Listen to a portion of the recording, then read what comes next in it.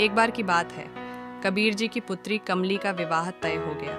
कबीर जी वे सारा दिन कपड़ा बुरा करते, संध्या होते ही अपने आसन पर बैठकर प्रभु ध्यान में मस्त हो जाते। अक्सर गांव वाले उन्हें देखकर आपस में बातें करते कि कबीर तो सारा सारा दिन प्रभु भक्ति में लीन रहता है, उसे अपनी पुत्री के विवाह की कोई चिंता ही नहीं। पता नहीं कबीर बारातियों का स्वागत करेगा भी या नहीं, उसमें तो अभी तक दान दहेज का बंदोबस्त भी नहीं किया। दूसरी तरफ लड़के फलों के कानों में भी ये खबर पहुंचा दी कि कबीर ने विवाह की तैयारी अभी तक शुरू ही नहीं की, जबकि विवाह होने में कुल 3 दिन ही शेष बचे थे।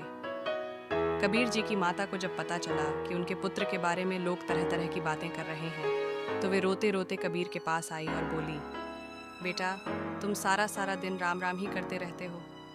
अगर तुम इतना समय अपने काम में लगाते तो इतना धन कमा सकते थे जिससे अपनी बेटी का विवाह तो संपन्न हो सके।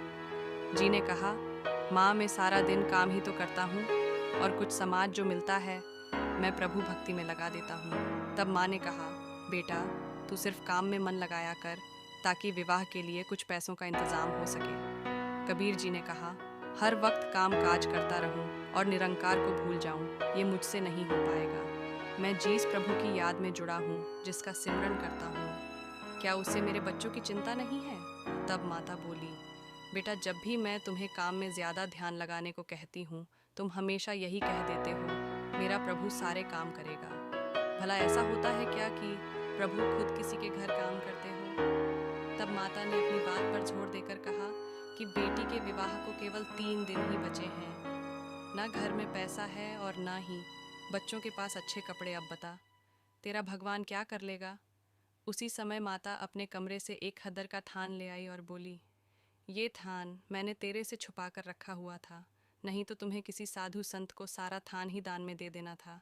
इसलिए अब तुम ये थान बाजार में ले जाकर बेचाओ और उससे जो कुछ पैसे मिलेंगे अपने बच्चों के लिए और अपने लिए कपड़े सिलवा लो। इतिहास में दर्ज है कि कबीर जी अपने माता के कहे अनुसार खद्दर के थान को बाजार में बेचने निकल पड़े। अभी वे कुछ ही दूर गए थे कि रास्ते में उन्हें एक साधु मिला। कबीर जी से ही कबीर जी के घर का पता पूछने लगा। तब कबीर जी ने कहा, कहो क्या काम है? तो उसने कहा, मुझे कपड़ों की ज़रूरत है। सुना है कबीर बड़ा रहम दिल और दानी है, मैं उसके घर से कुछ कपड़ा ले आऊँगा। कबीर जी ने सोचा, अगर ये साधु मेरे घर गया तो कहीं मेरी माता कुछ अपशब्द ना बोल दे। सो उन्होंने अपने थान में से ही कुछ कपड़ा काट कर साधु को दे दिया। तब फिर साधु कहने लगा, इतने से कपड़े से मेरा क्या बनेगा? मुझे तो तुम कबीर जी का घर बता दो,